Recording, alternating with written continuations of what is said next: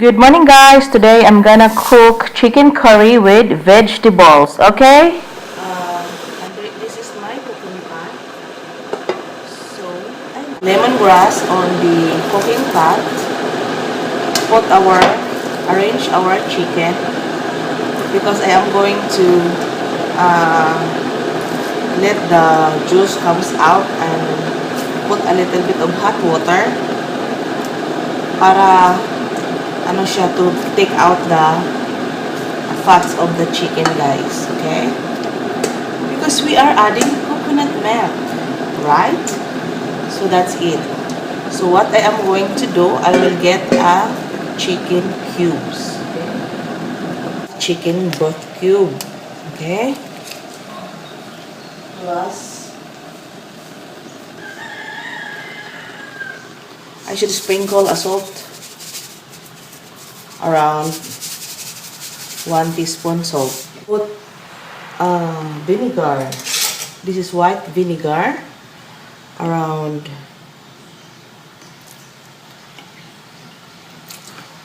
two tablespoons. Okay? Come with me, let's cook it without any water. Maglagay tayo ng hot water later, guys, para I will just process, guys. The chicken will drain up itself, so we will add hot water for the chicken to simmer and make it a little bit tender before anything else, okay? When it is a little bit no water inside, we will add hot water. So guys, yun na ang nakikita nyo, I turn it off because napakainit. So, see? So, ang ating nag-ano na siya, guys, nag-evaporate. So, a little bit more. Para bago tayo maglagay ng ating water. Okay. Ganito talaga magluluto ako, guys. Kailangan maano siya, guys. Kailangan ano ba yung chicken niya, it's like browning it first or taking all the juice from the chicken itself kasi ano siya.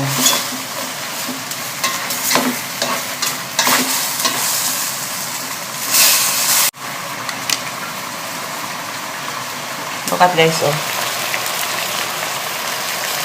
drain. Kailangan pang maano siya, guys, yung kanyang cooking tubig. Hindi ko nilagyan pa ng tubig, guys, ha. Sa yun, sa chicken itself yun. Para siya. Masarap siya, guys. Nakita niyo, maarte talaga ako magluto, guys. Maarte. Talaga kayo. Maarte kayo. Maarte din ako. So, that the juice almost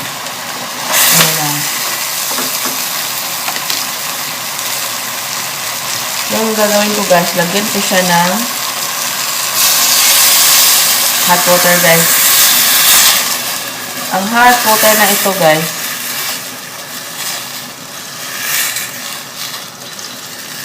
so ito, guys, over the chicken. Kailangan yung hot water na ilagay ko level sa ating chicken, guys, kasi mag-ano ako dito. Yun na yun. Okay? May malaking lemongrass. Yun, guys. I-tender natin ang ating chicken, guys. Tapos pag tender na, we are going to drain it, take out we are not going to use the water on this because that's, there are a lot of fats from that. Okay?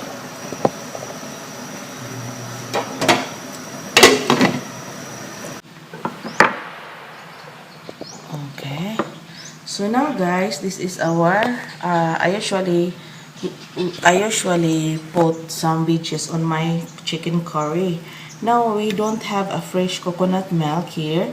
So, I'll just use 1 can of this coconut milk. This is around 400 ml. This is coconut milk, 400 ml. So, I'll be using this bell pepper. This is a little bit of sweet potato. 2 pieces of potatoes. 1 brown onion. I'll be using this around, gusto ko may ano siya, garlic. 2, 3, 4, 5. 6 cloves. And I'll be using even ganito lang guys. Ito. 2 pieces of spring onions. 3 pieces of chili, hot chili, green. And I've got chayote or chukos. And I've got 2 pieces of carrots. Okay? Pardon? What did you say? You're not connected to the internet anymore? Right, you don't need it for 3 or 4 minutes? Yeah. No? No. Because after this, I'm going... I'm just going to reboot the moment. Yeah. Still see something. So, I'm going to prepare this first, guys, and I will let you know later, ha? Okay? Thank you very much. Now, this is the chicken that I boiled. Look at the fats, guys. So, all I'm gonna do is take out our chicken because our chicken here is a little bit tender. Okay? And ready for our cooking. Anyway, this is how I did my thing, guys, and you can do whatever you want to do in your own curry chicken, guys, but this is the way I do it. So I tender first the chicken, so that all the fats should come out or shall comes out, and then lemongrass also helps eliminate some chicken, so here we go. This is our lemongrass. So these are all the chicken, guys. At this point, guys, we are going to make tender our vegetables in this process. So I've got a cooking pot with water, and then I will add the veggies over here, okay?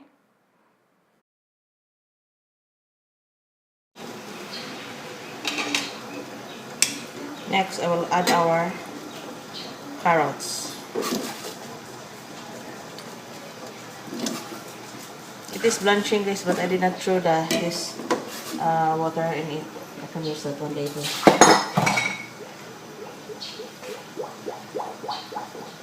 Next, I will add up our sweet potato. Next, I will add then this is our chayote.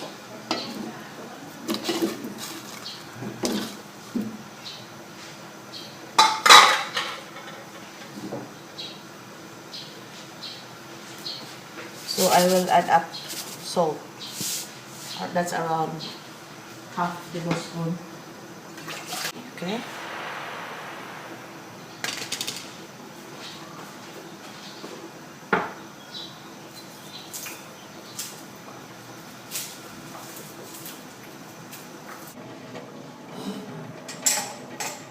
So I'll be putting a tablespoon of oil in our wok. Pangsuti lang siya, guys, ng ating mga lang. So immediately put the garlic.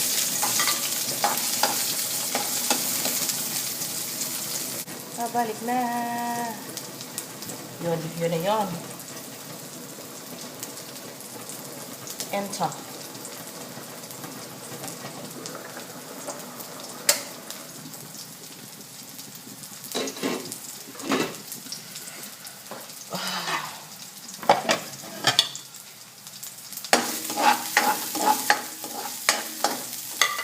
Lemongrass.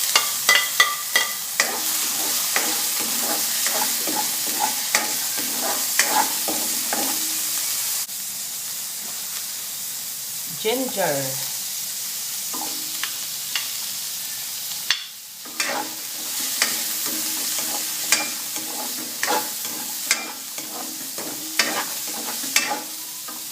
Then our brown onion.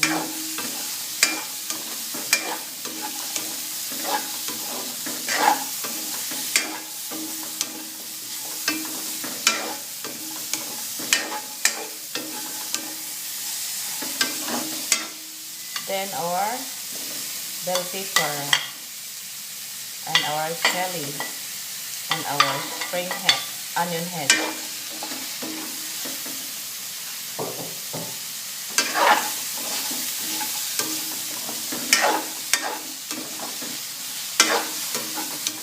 Ito nyo guys, oh. Sobrang masaya siya. Now we will add our chicken. This is tender already, guys. Completely on my side. I'm using 1 kilo. So that's our chicken. Okay? Chicken.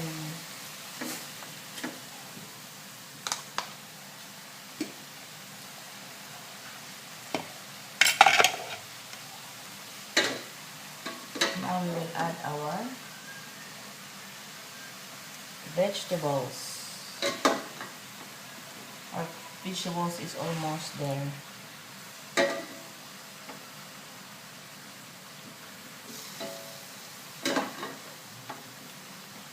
My rain is completely on your side. Ano siya guys? Maganda siyang tingnan guys pag ang curry natin, chicken curry natin may vegetables guys. Kasi pwede na kayong kumain ng walang rice nito. Super ganda. So look at oh. Ito yung ano natin guys. Napakaganda talaga ng tingnan. This is our chicken and vegetables guys. And now we are going to add our ano na.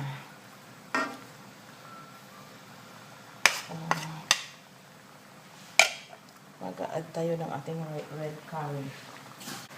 So I will add that's 1/2 cup, 1 cup of our hot water from the veggies.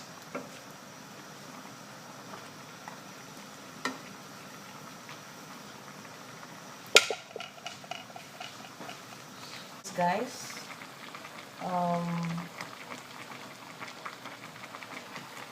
that's the red curry.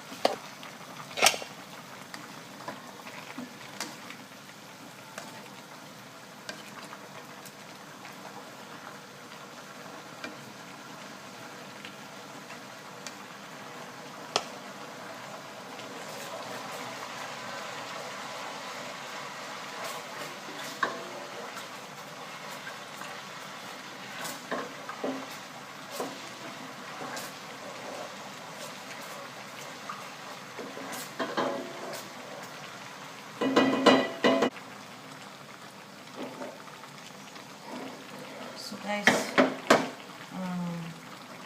this is my coconut milk, and so now the taste is alright. So I put already our spring onion here guys. This one I put already, that's our final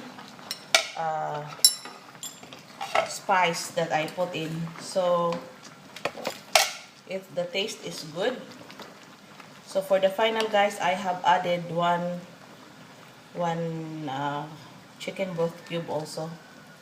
So this is now our final chicken red curry. Bakit nagiging red siya guys, curry? Because yun ang ginagamit ko powder chicken red curry. Okay, look, so this is it guys. This is very good and super yum. Now I'm going to turn off my camera and my stove, And I want you to know that you can pick up anything in here if you are here. Okay, thank you for watching, guys. And please don't forget to subscribe to my channel and comment and share. Have a great time and thank you very much, okay? This is so lovely, okay? So guys, that is my final red chicken curry. And that is very lovely, yummy, and tasty. So I would have taste test na ako, guys. And it sounds really good, okay? And we are going to eat now. Have a good time.